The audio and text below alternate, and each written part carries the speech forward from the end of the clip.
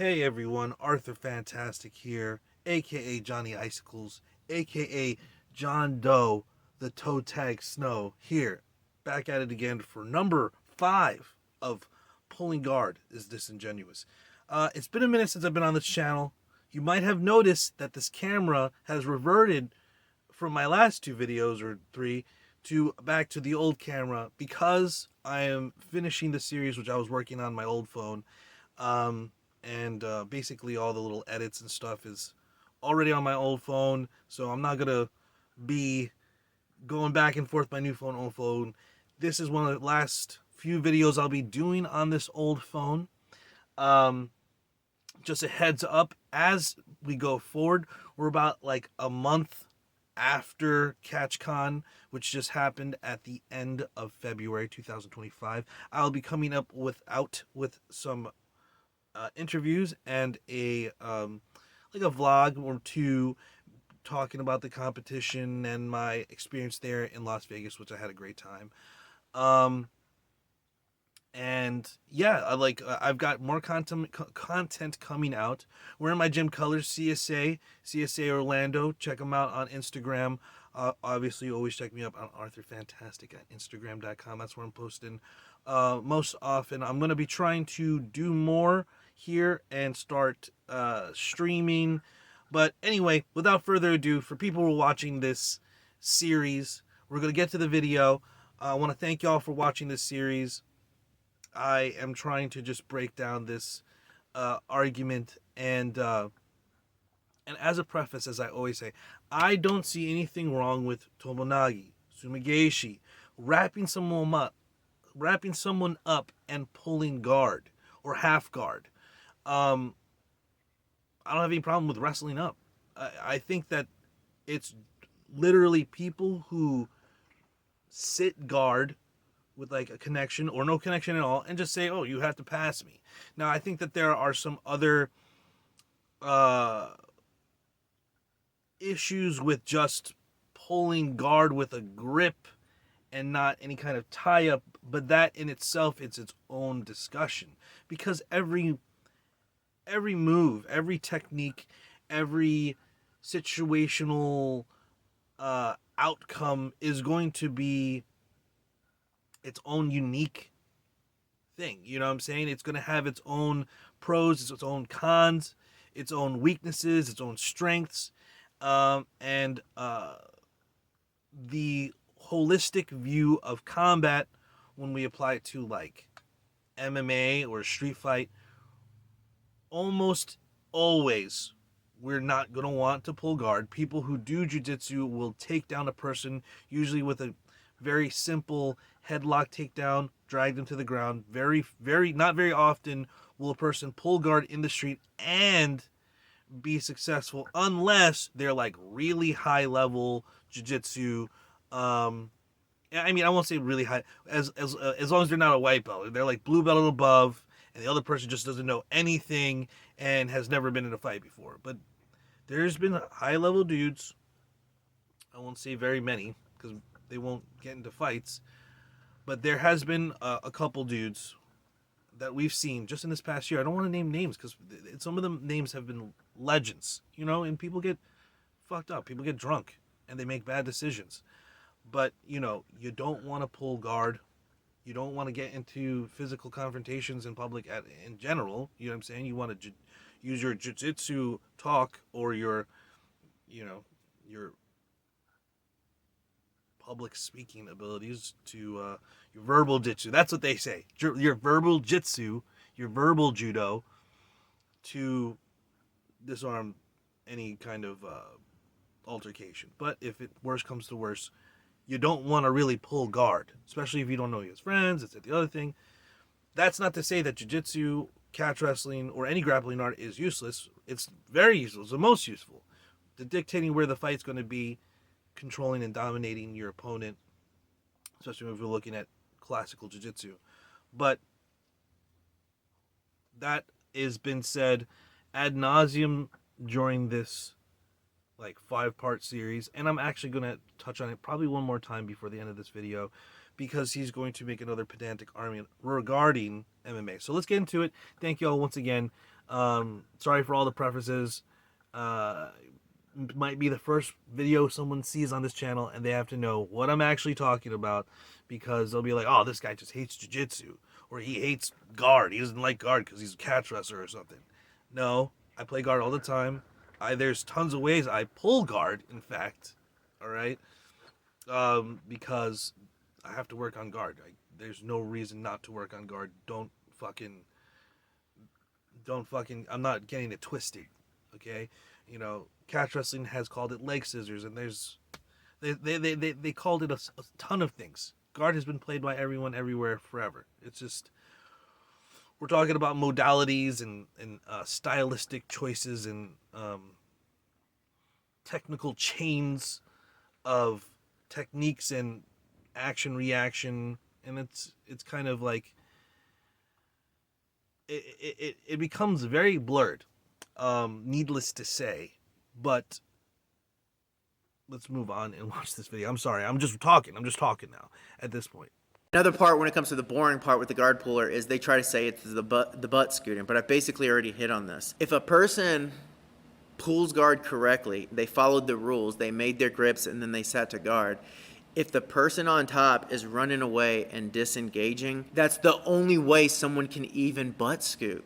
If they already got a hold of somebody and they sit down and they go to guard, if the person on top jumps right into guard passing and grappling, then it's literally impossible to butt scoot. Where are they going to butt scoot to? The guy's already there trying to fight. The person butt scooting is trying to make the fight happen.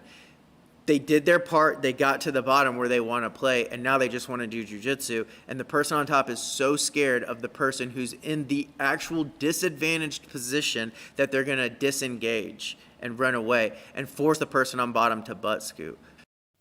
Coming back to this, we're picking up on the last little clip that we left off on before we finished part 4. I am still amazed about how just blind to the discrepancy in his own internal logic is. Now, he's saying that the only way that I can butt scoot is if you force me to.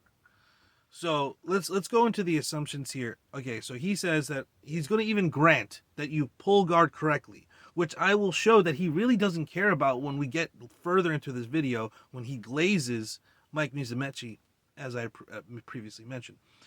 But let's grant him a moment of assuming that he has been making this argument in good faith, which he's not. And you have actually made the grip, and I've sat down and I've pulled the guard. Okay, the only way is if you can butt scoot if I don't start passing. So why do I have to concede the grip? Why can't I break grip? What, even if that was the case, even if we granted that was true, okay? Why do I have to play your game? Like, what is wrong with me forcing you to butt scoot? Isn't the game about forcing the other person to do a lot of fucking things? Like tap out, pushing them into your little trap that you set, or just breaking down a person, literally like a physical breakdown, or taking them down. There's a lot of forcing a person. What is bad about forcing them to butt scoot if you don't want to concede the grips that they just had?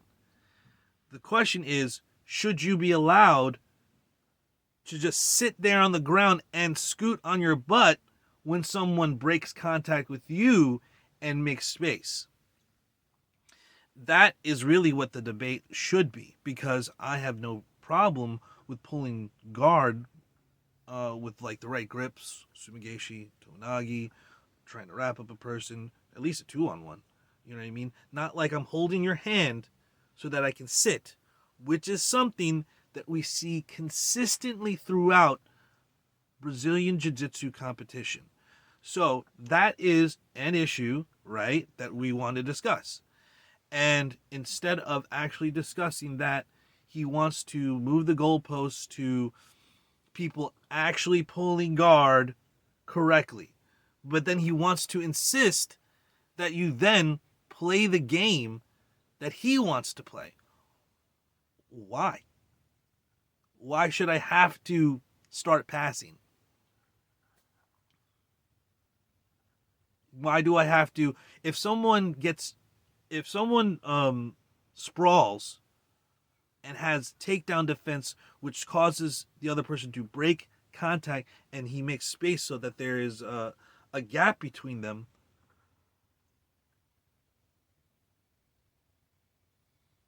does that mean that that person now is forced to wrestle him, or were they just wrestling in the fucking first place? The question is, should that person need to get up, or should competition allow a person just to sit on the ground and scoot? Or should they be forced to stand up as soon as there's enough available space to do so? That is, and I think that's a good question. You know, like I said, I think that there's space for different rule sets, different little tweaks here and there. You know, I don't want to see people pulling guard go extinct, especially if they're doing it the right way. And I don't think that butt scooting in and of itself is like a negative thing, depending on if how people want to play it, you know what I mean, depending on how we're looking at it. And that is all up for discussion. You know what I mean? There could be a limit of time where you could butt scoot. There could be, you know, I'm willing to look at these other pathways to making it more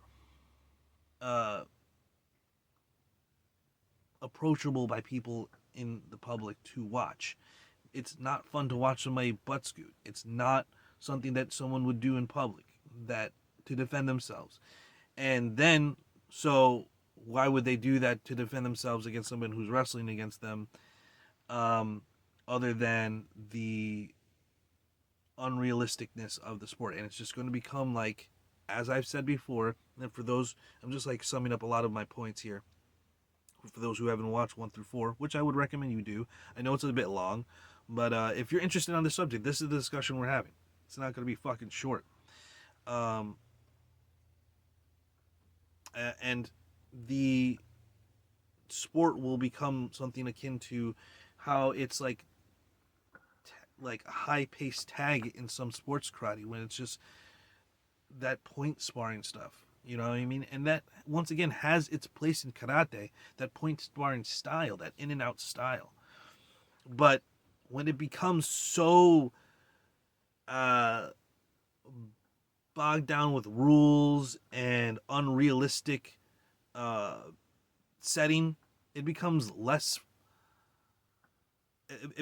of a martial art, more of a little technical game that we're just competing on this little technical game that is only applicable to people who practice our art.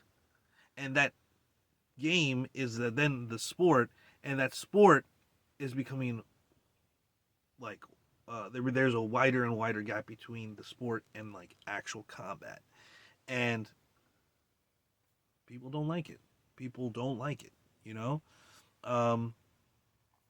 I've discussed this at length in my videos, and I think that you should take a look at those videos if you want to see a little bit more in-depth explanation. But let's move to the next point in his video.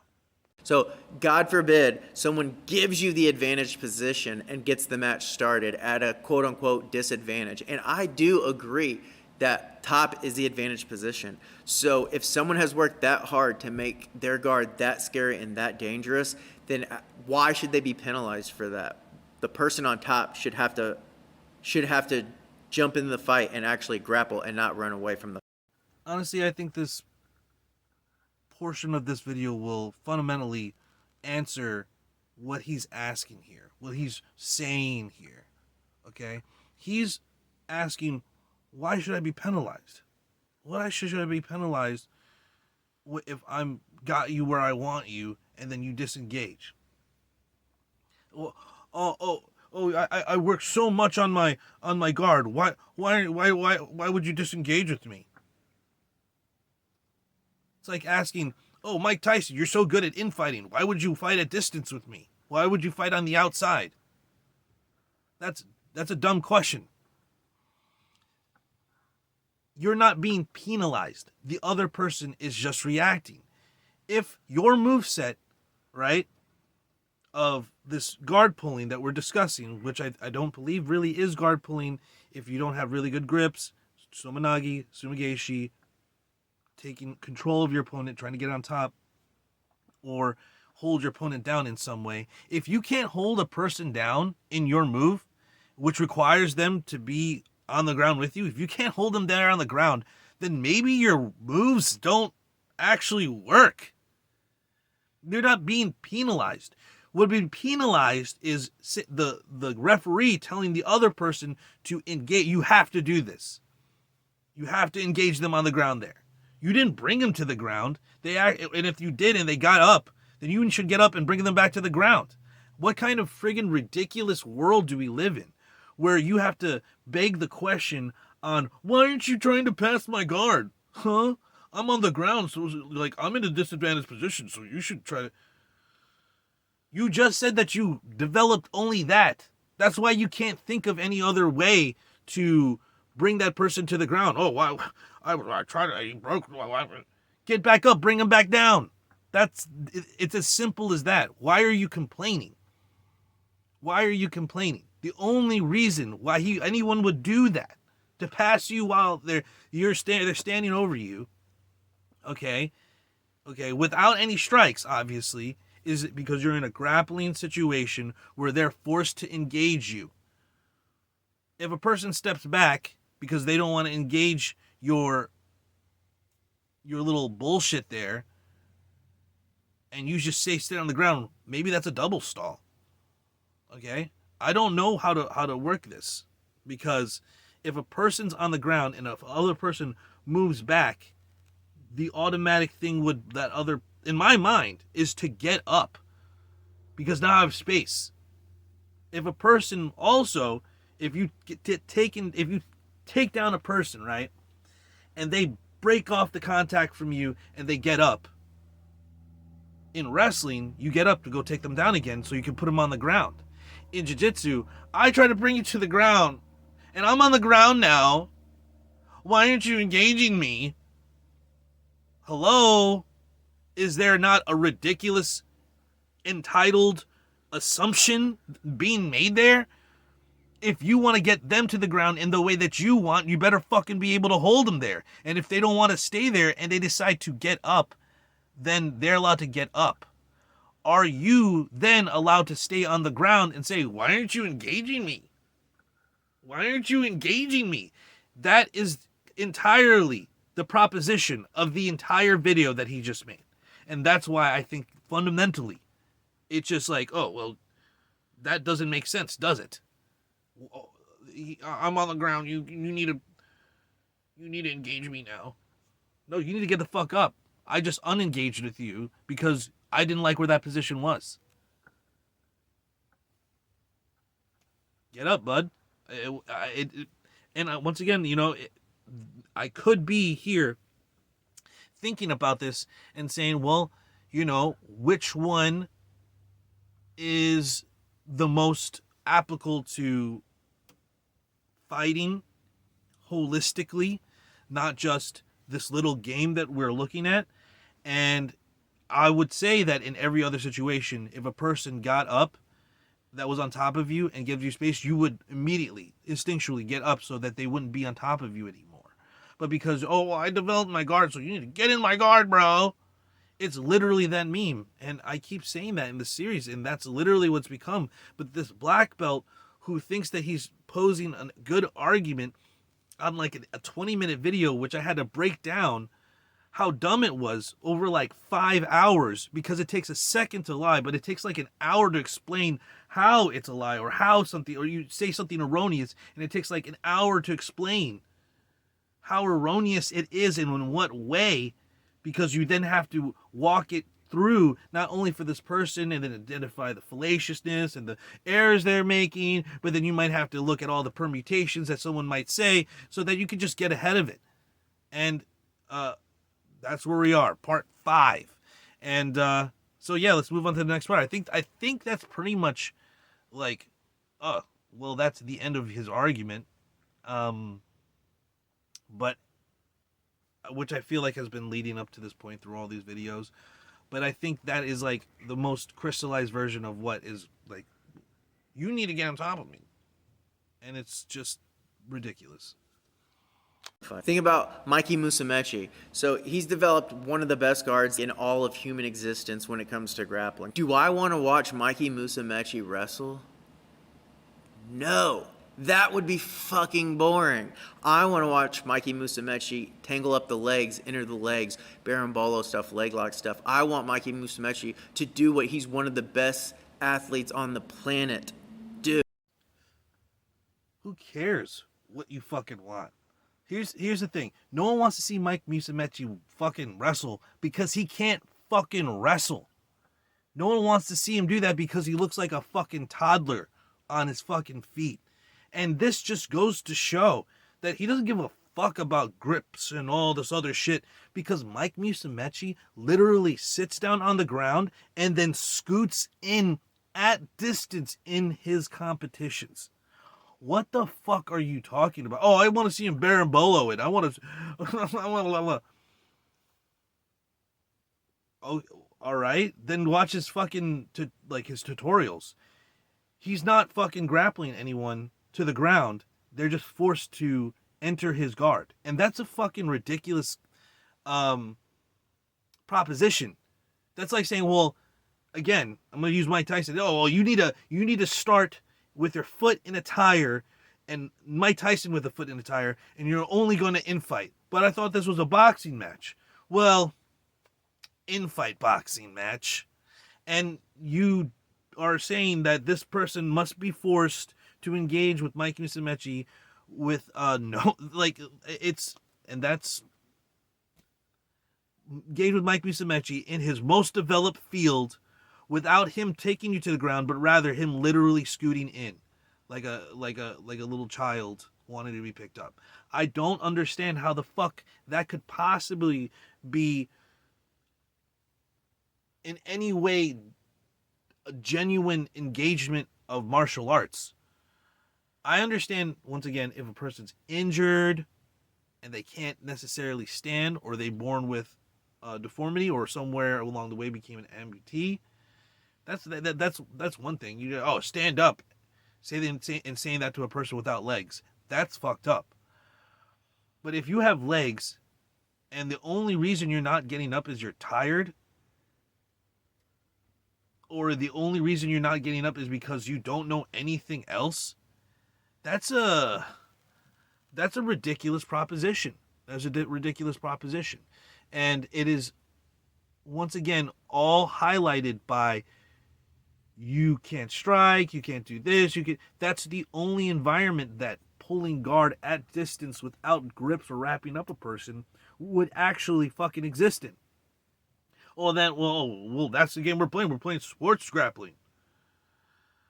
That is a cop-out to dismiss any kind of criticism on the game that you fucking made, as opposed to taking an internal critique or any critique of any sort, or rather internally critiquing or taking any critique of any sort to reflect on the condition of your competition as it reflects or does not reflect reality-based situations. Maybe I can rephrase that and make that more simple. Recognize that shit would not fly in real life. Okay? And every time I see a jiu-jitsu guy get in a street fight, every time I watch a video with self-defense with the jiu-jitsu guy, they take the other person down. They don't pull guard. They don't sit guard. They might have been developing their guard all their life, Marcelo Garcia, but they'll still work for the takedown like Marcelo Garcia, or they'll be working like arm drags with grips.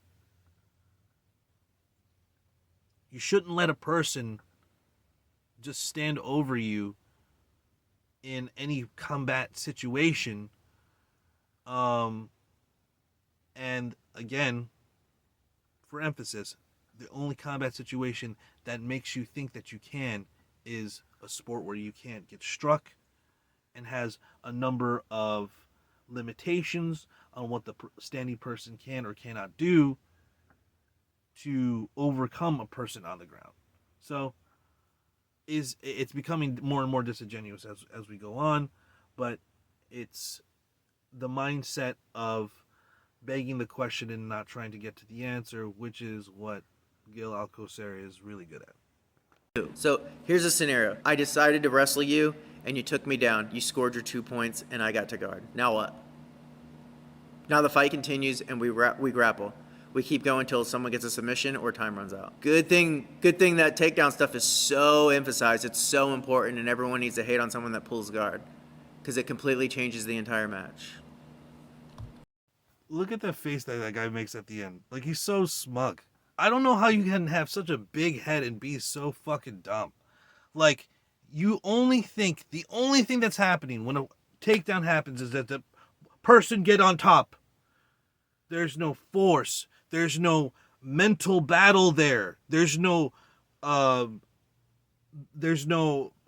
victory, small, like, strategic, tactical, moral victory. I got the takedown.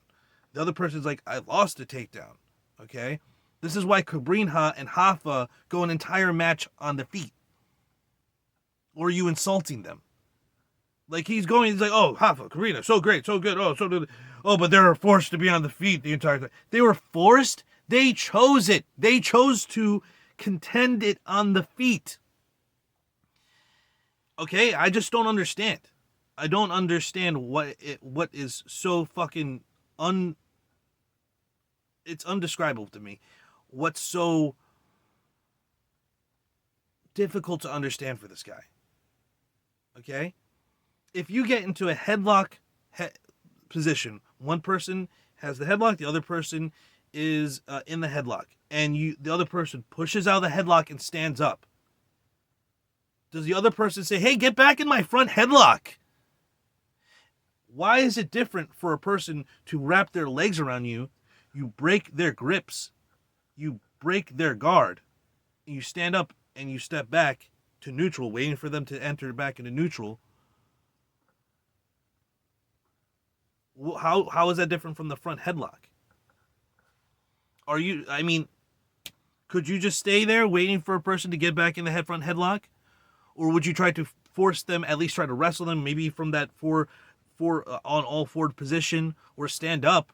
But you're not going to sit on your butt and then tell them to get in your fucking arms. You can't go anywhere on your butt. You're literally the least mobile on your butt. Get the fuck up. It's, once again, just begging the question, why aren't you just doing what I want you to do? Which is not what anyone would ever argue at the top levels. They would fight and contend it on the feet. Hence shit like Hoffa and Cabrinha. Oh, well, it's because of the rules. It's just because of the rules, the points. Well, they had good guards, right? Or they just not? They just didn't trust their guards. They just didn't trust their guards. They worked all their lives to work on their guards, and then they just because of the rules decided to wrestle. See, I can beg the question too, but I at least am going to have some intellectual respect for Cabrinha and Hoffa to understand that they weren't forced. They consented and chose to fight one another on the feet as opposed to just conceding top position. You say the top position, oh, I concede, it's a more advantageous position. So maybe the other person doesn't want to concede bottom to the other person. That is between Hoffa and Cabrinha. If the other person has been working on their guard, or the other person does not want to stay in their guard, period, Why should they be forced to get in the guard? Get up and force them to the ground. Again, you're telling them the rules tell you that you have to get in my guard. I'm telling you, get up and grapple them, or in some way grapple them other than butt scooting, which is the most ridiculous fashion of movement, which you imply, or rather insinuate with, oh, well, they're forced to butt scoot. Well, obviously that means not optimal if they're forced to do it, right? By the way that he was phrasing this. They need to bring that person to the ground if they want them on the ground. If a person stands up out of a guard and you can't hold him there, then what fucking good is your fucking guard? It is as simple as that. And instead of trying to develop your game to deal with people that want to wrestle or can stand up and don't want to fucking get into your guard like that, instead you're like, well, why aren't you should be forced to fucking get in my guard. Everyone acts like something magical happens if there's a takedown. What happens is the same exact thing as when there's not a takedown. The person on top engages, and then they grapple. And if the top is so advantaged, and that's your argument why you need to fight for the takedown and everything, then someone pulling guard is giving you a gift. It's your gift. You get to be on top without all that hard fight. So all the energy you saved, use that past their guards. Beat them, tap them, show them why they should want to play on top. What a straw man. Just because you yourself can't conceive of the importance of a takedown beyond, I get on top, does not mean that is the full definition and depth of which the importance of the takedown is. Okay, oh, something magical. Something magical happens. Oh, the same thing will happen. Well, sometimes a person gets on top and there is a moral victory inside the top player and bottom player that is worth fighting on the feet for. Again, example, Cabrinha and Hafa. I mean, the entire time, Marcelo Garcia and Robert Drysdale, friend of the channel, contended, their match was completely on the feet. So they both have great guards. Marcelo Garcia did a lot of guard pulling, but this was all on the feet. Why? Because they wanted to be on top, or they at least wanted to get them to the ground in their control, not have the other person be forced to be engaged with them, which in and of itself is, it's not really genuine in terms of a way of competing with someone. It's just like, oh, I'm just going to sit down and you can come over here. Get in my guard. The second point that he makes, oh, and I just want to like highlight here one more time that something magical that happens here. You're competing on a padded area with a number of limitations on takedowns. The reason why Judo Ippon is called that and the match ends is because they believe that they can knock out a person. And if you just watch self-defense videos, I've seen a lot of those of people getting like Ippon Seoinage like onto their face, onto their head. That is that is brutal. But you're doing it on a pad, and you're not allowed to spike a person. Sometimes people are like disqualified for high amplitude throws. I mean, like, that's what happened. You got thrown hard. I threw you legally. You hit the ground hard. That is not something that is illegal, and yet there is this at least in parts of this grappling culture that looks down on it. Oh, it was too rough or something like that. Like, I don't understand. He's like looking at like, oh, I'm trying to injure a person. No, I'm taking you down to the ground with authority and trying to enforce my will on you. And it's not going to kill you if you know how to break fall. It's meant to stun you, you know what I mean, at least. And that should be said about a lot of takedowns. And it just seems like there's a lot of like, I've seen a lot of DQs because of that takedown was too hard. Like, what? It was legal takedown. But that, and you can't slam. So you can't pick up a person in most competitions and slam them. where they be in guard, which it's very.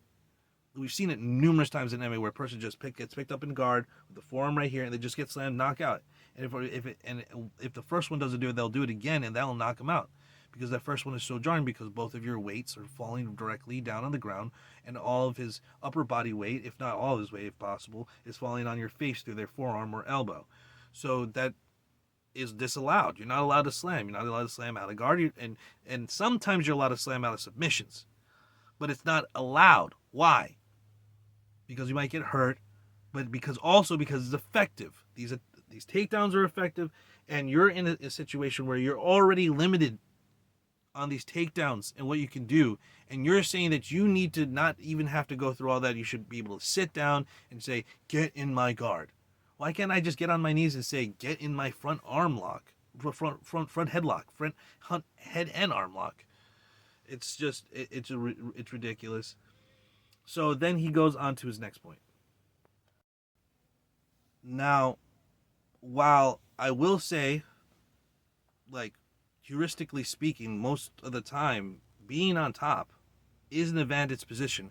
But when people say being on top, even in jiu-jitsu, they mean side mount, back mount, knee on belly, S mount, any electric cowboy. I think that's one from 10th Planet System. There's a number one. There's a number of them where you're on top past the legs. John Danaher goes on. The reason why we pass the legs is because of the power that it can exert on the other person. And if we look at the guard, okay, you add striking, the person on top has the advantage. You add slamming and striking, of course a person on top has an advantage. But you limit that in a grappling scenario, and you're in a guard, then it's pretty much the closest you can get to on bottom to forcing a neutral position where you've stopped the other person from really using their legs, okay, if you've got full guard, right, or you've entangled their legs, and let's just look at closed guard. Closed guard is pretty much the closest place you'll be getting into neutral, where you're just hand fighting, and you have stopped their legs by wrapping your legs around them, and they have to now like move around, stand back up, whatever, to make space to pass. No, why do I have to start with you on the ground, with me in your guard, other than the rules saying that I have to engage you as a crying baby on the ground instead of you forcing me to the ground and enforcing your will? And also, it is not a gift, especially if you are saying, "Oh, I worked all my life." Mike Musumeci worked all his life. It was the most incredible guard game. How is it a gift to put me in a neutral position with that you have developed way, way more, and then all of the other things that we just discussed, forcing me to the ground, imposing your will? Well, no, I'm gonna be on the ground, and you're gonna come at me, and I'm gonna win. That is so like undeveloped grappling, and it's I think it's a pretty disingenuous. And then the third argument I hear, and it's the third and the half also, is the whole street fighting scenario stuff. So people want to argue, they want to make the argument that you can't pull, or you shouldn't, or you wouldn't pull guard in a street fight. And that's their argument for a submission grappling sport competition. This isn't a street fight. We didn't sign up for a street fight. That's not what we're preparing for. This is a sport or an art, however you want to look at it. If you want to train that aspect and pretend you're in a fight as much as possible, there is a sport. It's called MMA. It's not submission grappling. It's not what they do at ADCC or CJ. There's plenty of other things within submission grappling that no one talks about that you wouldn't do in a street fight. You wouldn't probably invert, especially on concrete. You wouldn't go to a K-guard into the matrix on concrete. But no one has an issue with that as long as the guy on bottom was taken down first. He didn't pull guard. He was taken down first. So now you can do all this other stuff that you wouldn't do in a real street fight. I let him go on there for a while. First off, in terms of street fighting, the question is, Do you want to foment a movement in martial arts in the martial art of Brazilian Jiu-Jitsu that creates a through line from competition to the gym and the room that says sitting guard is okay? Is that a standard that you want to set? Because as we've gone through this 5-part series, it doesn't really say a lot of good things about the person who's doing it. It's really an entitled position because of the rule set that says, get in my guard.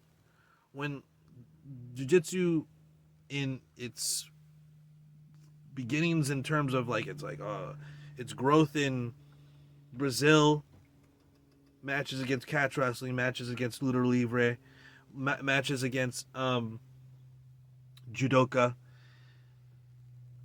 they were contending on the feet. As I've discussed multiple times, even Robert Drysdale had a quote that I can't remember, but he got Helio Gracie going against this judoka.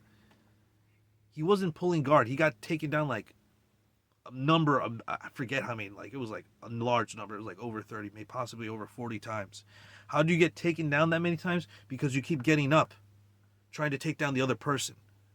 From its very inception, Brazilian Jiu-Jitsu is not about pulling guard. You can wrap someone and pull them to the ground, but just sitting down at distance, which is what most of these people are doing, or just making a grip that you can sit down and then let go of and then force the person to pass you as he's literally arguing for that. Oh, why don't you just pass me? I'm giving you this gift. Why aren't you passing me? He's not saying that what I'm arguing against is wrong. He's literally arguing for it. There's no black, there's no gray here. He's literally saying, why aren't you forced to fucking just pass my guard? I mean, I had your grip. Now you broke your grip, but you should still be able to, like, force to pass my guard. It doesn't make any sense, but he wants to insist that it does. And as I've said multiple times through this entire fucking 5-part series, if you there not only can I not share the videos, I've tried sharing the videos and then got flagged of people just getting stomped on the ground because they're pulling guard or sitting guard or doing a shitty attempt at pulling guard in a street fight. And they end up significantly maimed, some changed for life. Who knows how much, because not all these things are caught on video. Not all these things are we going to discuss or see the light of day. Imagine that there's enough for there to be categories on this and finding videos by the dozen like this on shorts. This is not what you want from your students, to go get their ass kicked because they literally sat on the ground thinking, oh well, I played like this in the room on a padded surface, and I did a competition. I won pants. So that means that I must be able to really do jiu-jitsu against people.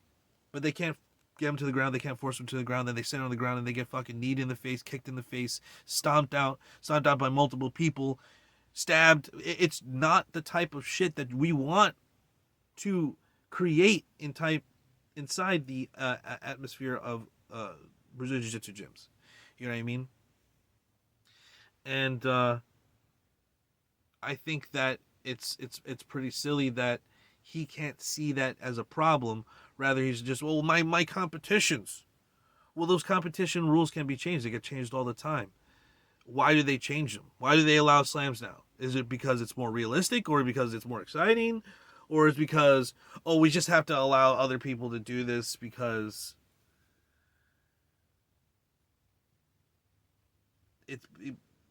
why? Because it's a legitimate tactic and it works, and you should be prepared not to let yourself be picked off the ground and slammed? So could there be other portions of these rules that might need to be changed, and you shouldn't be able to be, like, picked up off the ground? You shouldn't let a person Picked off the ground. Well, yeah, I mean, they already have rules that you don't get picked off the ground, but if you get picked off the ground, rather, there should be a reset. I've seen that put into some competition. Sorry for the blank there. I was trying to remember what the competition was. But if someone picks you up waist level, you had to restart standing. And that was an interesting rule. I didn't get to see the entire competition, so I don't know how that rule was enforced. I only saw that like clip where he picked the person up and they're like, whoa, whoa, whoa, whoa, and there's like reset, you know, and the person that was like had pulled the guard or whatever didn't know that rule or whatever in the rule set. Anyway, make sure you know the rules before you compete, guys. But yeah, the saying, "Oh, this is not street fighting," isn't an actual fucking argument when the whole system is literally based on self-defense, and it's literally meant to be an art that is complete enough to defend yourself. And if you don't know how to take a person and get on top, which every time I see a Brazilian Jiu-Jitsu fighter, they don't pull guard, and so thus you're just being disingenuous and only trying to make sure that you can bring up red herrings and muddy the water enough to obscure the fact that you're just insisting that you're allowed to sit on your ass in jiu-jitsu competitions, and you want to argue about, well, it's not street fighting. The art is more than just the game. You are the one that's not understanding. Well, we practice this art. Yeah, this art is more than just the sport game that you play in some of the promotions that have certain rules, regulations that you agree with. You also talked about the rule changes. I don't know what rule changes you're talking about, but people change the rules all the fucking time. Slams not allowed, now they're allowed. Now they're not allowed at some competitions, they're allowed at some competitions. That in itself would make you have to change your game, right? You're forced to adapt to not let people pick you up instead of being so complacent enough to let somebody pick you up past waist level and slam you on your fucking head. The same would go for not allowing a person to just continuously butt scoot or stay in the ground when the other person gets up. Because if things were equal and there were no limitations like on slamming or etc., then you would get fucked up, and so now you have to adapt to it. I'm not sure what is difficult to understand about that, because he's so in his feelings about my pulling guard. And I just want to add a note about the K guard matrix comment that he makes there. He's discussing these moves that you wouldn't do in a street fight. I don't think that that's necessarily true. I just don't think that you should pull guard in a street fight. There could be a case where you're on the ground or you're in someone's on top of you and the opportunity presents itself to go to K guard and you switch their leg and you break their fucking leg. Whatever, or you use a K guard sweep, whatever the fuck, to get on top. You know what I mean? It's a good sweep. It's a good movement. And even if it's on concrete or fucking grassy area with rocks, if that is what you needed to do to defend yourself, I can't judge that because it works. Especially, and if they don't know what they're fucking doing, it's even better, right? But I wouldn't just say, hey, you should sit into guard in reverse de la Hiva and invert on a person that might be willing to pick up an item and smash it on your fucking head or stomp you in the fucking face. It's as simple and straightforward as that, but he doesn't want to see it because I don't know. I don't know why he wants to see it that way, but he just begging the question. Could someone use K-guard? Could someone fucking matrix someone in a street fight and that fucking work? Hell yeah.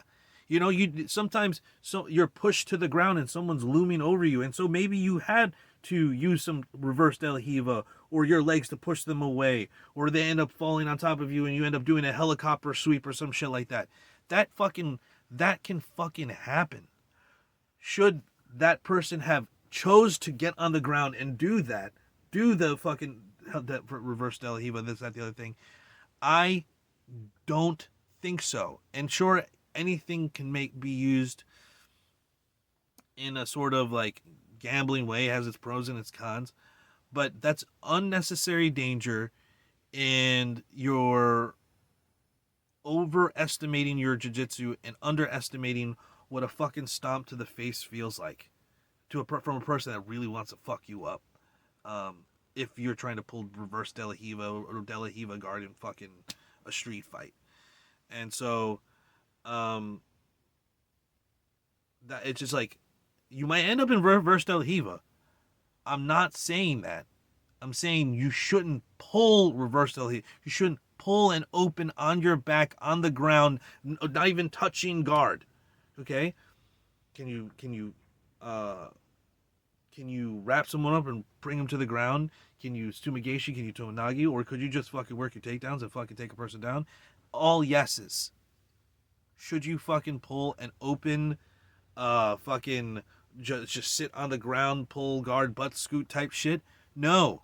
And so, at the end, we all should agree on this, and yet he just wants to beg the question because he doesn't want to fucking see the other side because he's so hard-headed. I mean, with a head that size. And then if you do want to talk about street fights, the fact that you train alone is going to almost always, virtually always, be more than enough. Just the fact that you train. The odds are you're going to end up fighting somebody that doesn't even train, so you're going to be able to do whatever you want, and it's going to be fairly easy. And then if by chance you do get in a fight with someone who has trained, then what? Maybe you can't take them down again, so you're in the same exact boat. Maybe they take you down real quick. It's the same exact scenario, and then you're on bottom playing guard. Are you going to die because you played guard? Yes, that's the exact point. You could die from playing guard in that particular situation in a street fight where there's no rules, where someone might fucking bash your head against the fucking ground because you're in guard, or has a knife and you didn't fucking get the initiative to fucking get on top and be able to get away. Instead, you're pinned underneath with your legs wrapped around them, which is stopping your mobility from getting away. Instead, you're underneath them as you're getting shanked in the fucking rib, or you're getting beaten down by him and his friends. There is a number of fucking reasons why you shouldn't fucking pull guard. And his whole spiel about, you're just going to be better because you train. That's the most dangerous part of this presentation. The most dangerous part of this presentation is him saying that you could simply just win if you train. That is such dangerous rhetoric.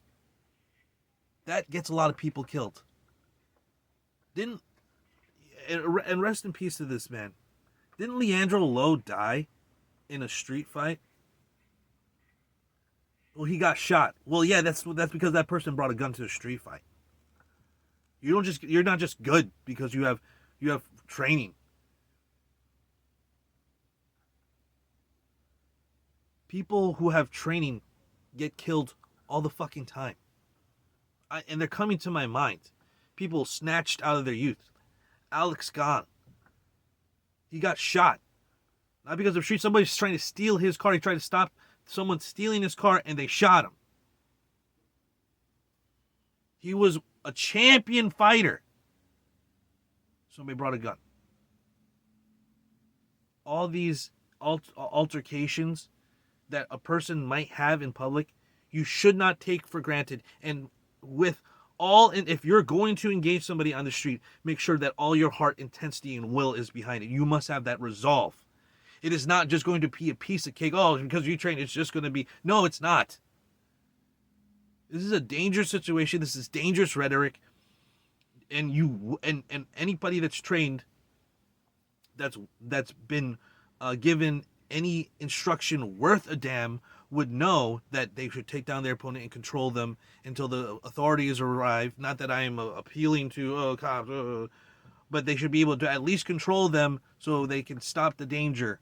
Okay, and now we have submissions so that we can subdue them and or break if necessary to stop and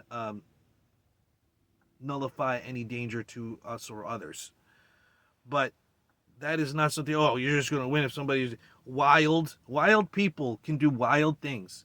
Awkward shit and awkward people are fucking some of the most dangerous things in a gym because they do shit that you don't expect, and that's how you get injured. That's how fucking people with awkward rhythms like Drickus or Keith Jardine, who are both great fighters, They can get to a high level because they have an awkwardness about them. Okay? They're willing to put it all in there. So you just fight a person like fucking athletic like Drickus on the street. You doesn't matter how fucking amazing your jiu-jitsu is. Not saying that Drickus doesn't have bad jiu-jitsu. He has great jiu-jitsu. But what I made this discussion in another video one time where I was like, you ever had like someone who was just really athletic, you know, maybe never even did any kind of grappling or sport outside of you know, something that involved the ball, and they come to the gym and they're just so strong, athletic, or stiff, or this, that, the other thing, you know what I mean, that they're difficult to deal with. You know, whether it's because they're bigger than you or they're just stronger than you and athletic, where they're just able to whatever be explosive, that could be the person that you get in a fight with, and you're just, oh, I'm just gonna win, because that has not worked out for a lot of people as recorded by the internet. So let's not be so fucking in our own ass about our fucking style here. It's ridiculous. And yes, you could have died if you lost the initiative. Someone got on top of you and you were never able to get out from underneath there. In fact, you never get able to get up again. That's a possibility in a street fight, and that's something that we want to avoid. And there's a difference. It's not the same scenario when someone pulls guard and someone is taken down. Someone taken down, now your reaction is to use your guard and defend yourself. Pulling guard is to actively pull a person on top of you in a scenario where you would not want someone to be on top of you, because the no limitations of strikes, slams, foreign objects and weapons are not there in a street fight. And I just don't understand how that can be, how this, there can be that much like, oh, I don't see any of this from Gil Alcocer. He's just like, you're a street fighter. You win a street fight because you do jiu-jitsu. And for anyone who wants to talk about the fighting stuff, the street fight stuff, here's a little thought experiment. I'll pick two guys from the recent CGI event in the same weight class. And this is obviously extremes so that we can see, I can bring light to the issue right here. Jason Nolf and Levi Jones-Leary. So Jason Nolf is a world-class wrestler. He's towards the top in the whole entire world when it comes to takedowns. Levi Jones-Leary, he just got so much shit for playing guard the whole time against Cade. And I love Cade. I was rooting for Cade the whole time. I thought Cade won, blah, blah, blah, blah, blah, all that stuff. That's irrelevant to the point right now. But Levi Jones-Leary is getting all this shit because he was playing guard. Okay, so you want to talk about street fights. All right, so let's take down let's create the scenario. One of the best takedown artists in the world, and then someone who can't wrestle at all and is going to pull guard. Now let's put him in a room and say, you're fighting to the death and you can't leave until the other person's dead. Who do you think is going to win that? Who's going to walk out alive? Is it going to be the guy with these insane, amazing takedowns, or is it going to be the guy who can't do a takedown, who's just going to grab a hold of him and eventually rip his legs apart and then work from there? Once the guy has no legs, then he moves up and strangles him. I think it's pretty easy to see, and that's the best takedown artist in the world, arguably, at that weight class. So we listened to his hypothetical, and can anyone see any of the problems in his hypothetical that he may have missed? I feel like I'm on Dora or some shit. Can you see any problems with his argument? So you put Jason Nolf and Levi Jones in a room, okay? Who am I thinking is going to win? Why do you think that he's just going to be just like, get his legs for sure? I see that you see his pathway to victory, but you don't see Jason's pathways to victory, taking him down, crushing him, stomping his face when he goes for his legs, punching him in the face, being overall more athletic, and been in a grittier, more tough sport. I think that if you consider that in that room, they're not just going to be grappling each other to death. Their strikes, headbutts, stomps, and kicks to the fucking face. I don't think Levi Jones would even fucking pull guard. Because if he gets stunned once with a kick to the face on the ground, then Jason Nolf's going to come over there and just stomp his coconut until he's done, right? If they're just going to the death, right? Not to say that Levi Jones doesn't have a fucking chance. Obviously, he does with his grappling ability. But you're ruling out the numerous pathways that Jason also has to victory, which obviously he has, being that top-level grappler and athlete. In fact, he's a top-level, like, top percent athlete. Being able to, like, adapt and, kick somebody in the face who tries to pull guard. You think that's going to fucking work? It's not like Levi Jones is just going to steamroll a Jason Nolf who thinks he's going to die if he gets somebody a hold of him instead of just competing in a sport that we're having fun and getting paid for, right? You're just that's absolutely ridiculous. You're forgetting that if they're fighting to the death, he could just bite, he could eye gouge, he can fucking rip throat out, he can grab balls, he can punch balls. It's like he can kick balls while you're sitting in guard. He can just run up, punt, kick balls. Not, oh, whoops, accident, you know what I mean? Let's restart, we'll give you a couple minutes, I'm sorry. You can fall accidentally and on your balls. What the fucking...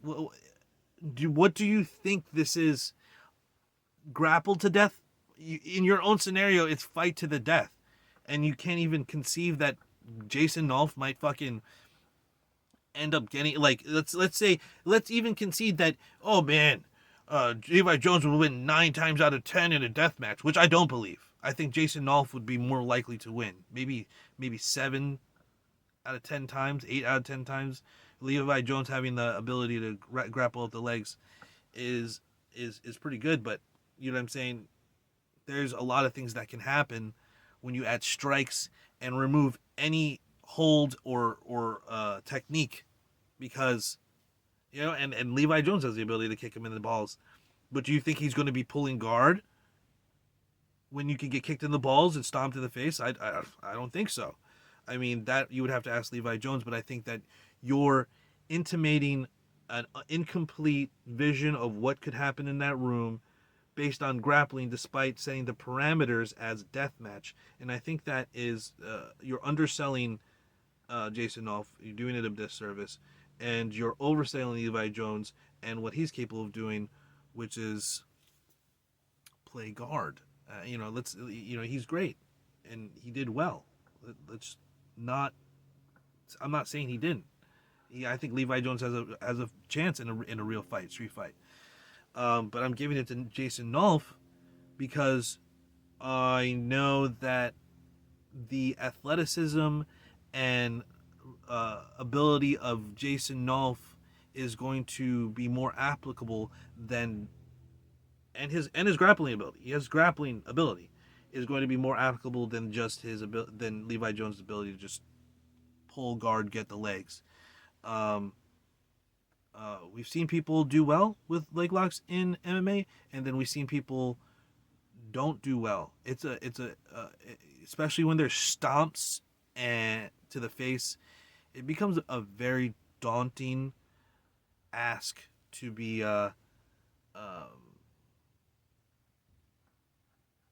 just throwing leg locks. You can't just be a one-dimensional leg locker. Gary Tone is more than one-dimensional leg locker. He's able to do leg locks, and he's had a lot of success with that. He's also lost before because of leg locks, and people who are leg lockers like Imanari. Same thing goes for all of them. You know, who was his name? Sane Kakuta. Can't remember his name. He was training, and I liked him. He was training with the team with Aoki and Imanari at one point. And needless to say, I'm going off in a tangent. The whole idea that Nolf is just going to lose because Levi has leg locks is dumb, to say the least. It's literally an undeveloped, look at MMA. Let's look at MMA. Let's look at MMA. That's MMA, right? How many times have we seen fucking wrestlers just smother leg lockers and fucking punch them in the fucking face? Stomp them in the face.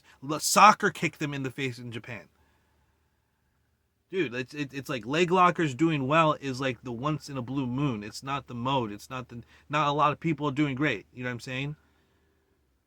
It's like, and it was usually at times where people weren't really good at leg locks. Now everybody's got a developed leg lock game. You know what I mean? People usually are not willing to just throw up leg locks in MMA for the very reason that if this doesn't work, unless you're fucking Ryan Hall or fucking Gary Tonin, you know, live by the sword, die by the sword. You're gonna get fucking wrecked on bottom, and we've seen that happen to Ryan Hall. We've seen it happen to Gary Tonin. We've seen it happen to everyone. Love them, but it can't just all be like leg locks. You know what I mean? There's got to be more in a street fight, and you just out of pocket, offhand, writing off Jason Dolph. What are you fucking talking about? Who are you? What are you talking about? You were just insisting that you're right with like literally the opposite of reality saying that. You know, it's reality saying the opposite of what you're saying. And then so the .5 kind of argument is like a more of an old school jiu-jitsu guys. So not so much from the submission grappling world, but just the old school jiu-jitsu guys who want to talk about pulling guard in a fight and all that stuff. That's like the worst. They're like the worst people to be saying this because the roots of the art of jiu-jitsu, where it stemmed from, what made it different was literally the guard. Helio Gracie from the Gracie Jiu-Jitsu world, like he's the pinnacle, the peak, the top. The whole story behind the whole Gracie Jiu-Jitsu is he was small and frail and weak and sickly, and he had to use what he could to win fights, which wasn't strength or speed and athleticism. It was the guard. It was keeping himself safe, dragging the fight hours long till the more athletic guy exhausts and then take over. It's like their pinnacle, peak, top guy would have pulled guard in a real fight. And a lot of these old school guys are saying like they don't like the guard pulling stuff. Yes, Helio Gracie developed the guard for the reasons that he said, at least according to history. He was this, that, the other thing. But if he could get on top, he would try to get on top, and the guard was something as a defensive tactic when you couldn't get on top, and he would use that to get on top and then finish the person. Position before submission. This is a classic Gracie phrase.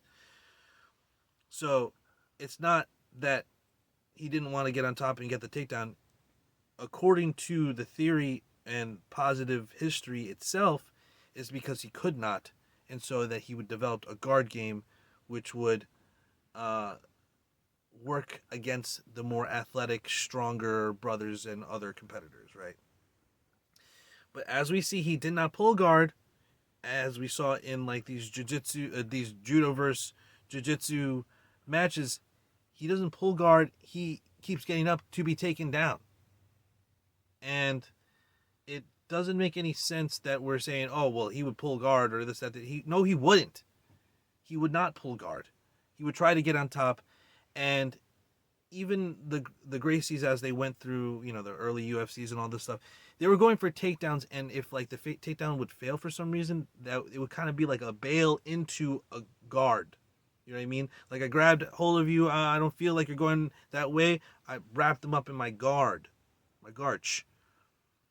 But he's seen it in such a like crazy way that it doesn't seem to even make sense. And then he says the next thing. He's about to say, "Well, I'm not married to these ideas," and I'm like, "All right, you know, I want to. We'll see."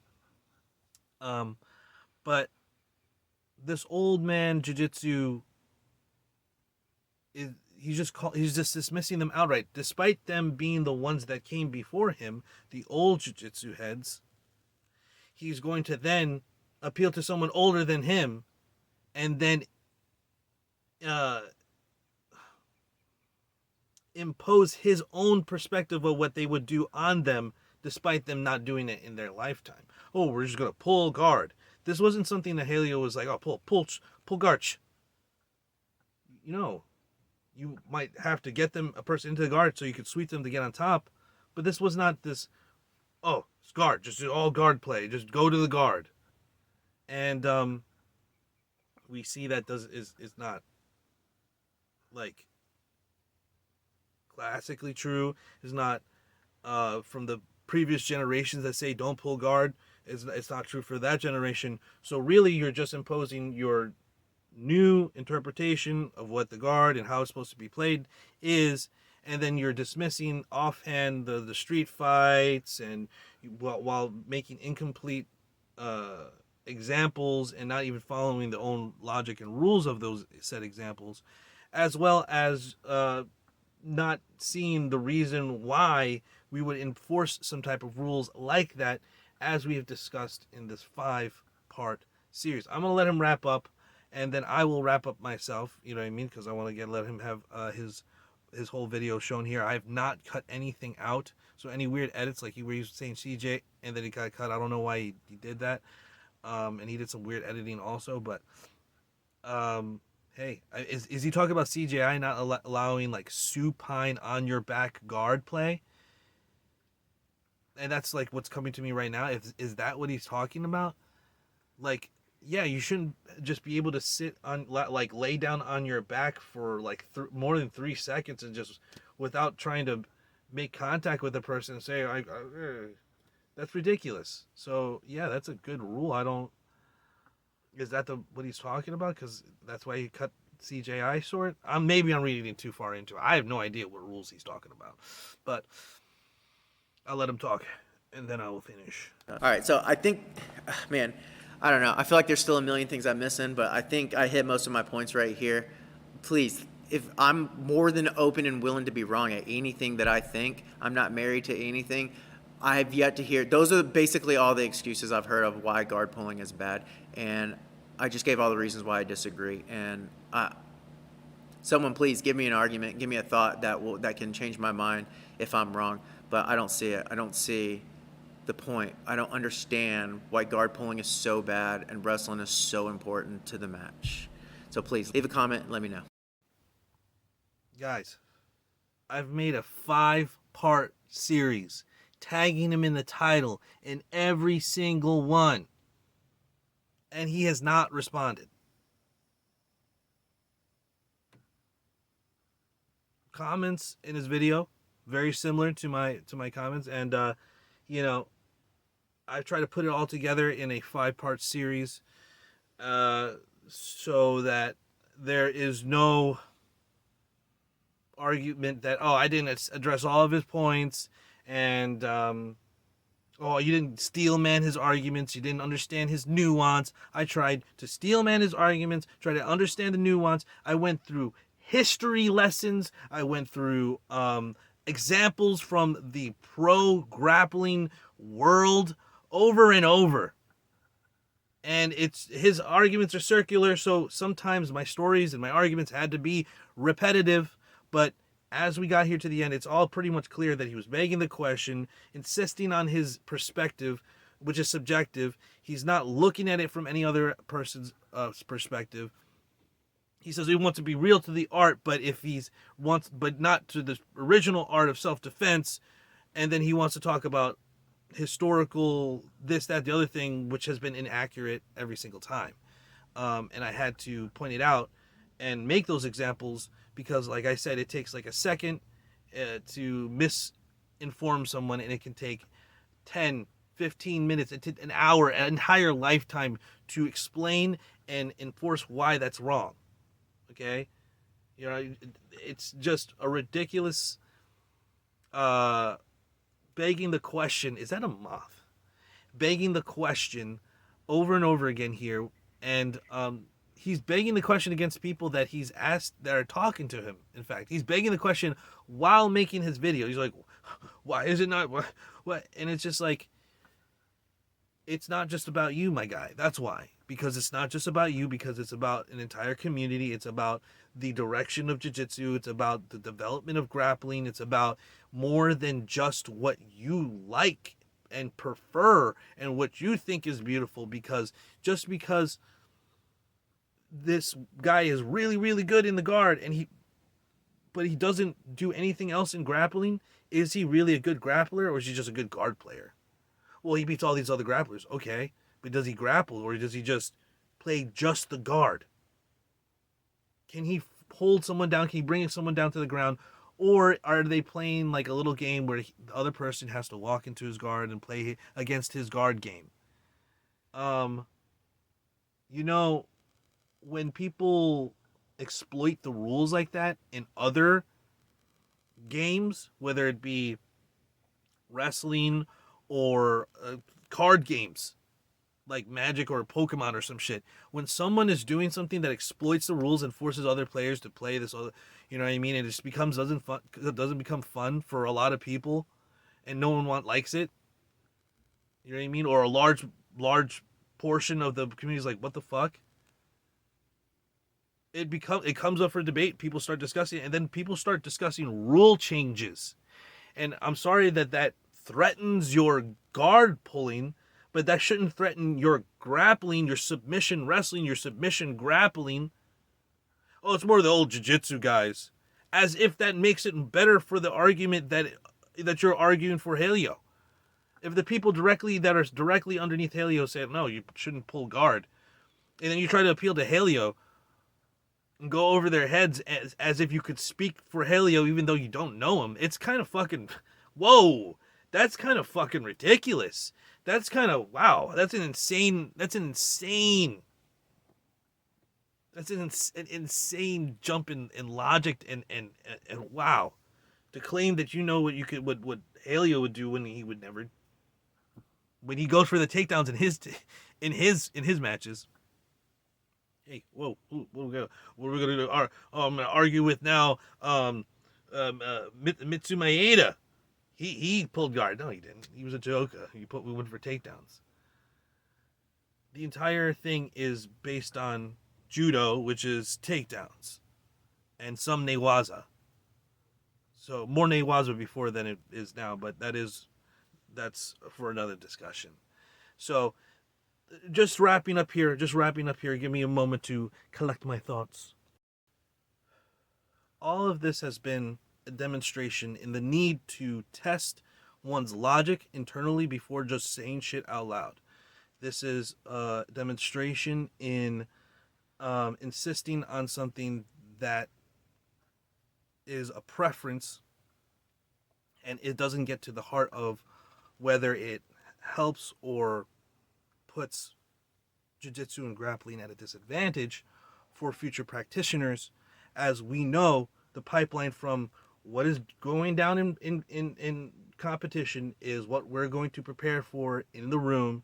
And if that is what's happening in the competition, that's what's going to be happening in the room, in the jiu-jitsu room, in the wrestling rooms, in the catch wrestling rooms, in the judo rooms. What the competition is doing, we are preparing for it in the room. We might touch on some of the other satellite techniques, but what we're doing most of the time is preparing for competition. For most schools, and I'll say that, and I'll make that as a caveat as well. And when you try to gaslight as your argument, it needs to be kind of called out, and still waiting for a response here after 5 videos. It's my last one, and I still haven't got a response. Oh, I want to hear the other side. I'm not married to any this or that. Even though you just spent the entire time begging the question, misleading people with wrong historical facts, I won't say you're lying. I just think that you made the really bad assumptions. You made a lot of bad assumptions. You even gave bad advice for people who are trained. Oh, you'd probably just win a fight. It's just overall just not a good look, not a good argument, and I think that we could have a good debate and a good argument at some point when you actually develop your argument and your points, which have not been done in this video 18-minute video that I break down into fucking 5-hour fucking diatribes about each thing that you said that was wrong, which is so fucking, it's been so fucking. Hey, but here we're at the end, and I want to say thank you for watching all the way to the end, everyone. Once again, follow me on Instagram at ArthurFantastic, on IG 1K instead of IC Holler. Link will be in the description below. Check out my other videos on the channel, this playlist. I've got a this whole discussion on all this going far back, and I'll have a whole playlist on this channel also from talking to grappling and MMA legends, and I will be continuing to do that. Once again, I'll be coming out with some interviews from CatchCon, a vlog on that, and some other grappling content, karate combat content, and I'm also working on another YouTube channel and another brand with their content and everything like that. So if you guys follow me on Instagram, you guys will know what I'm talking about. So anyway, thank y'all for watching. Thank y'all for being here. Stay up, stay vigilant, stay locked and loaded, stay brutal. Shalom, shalom. Peace in.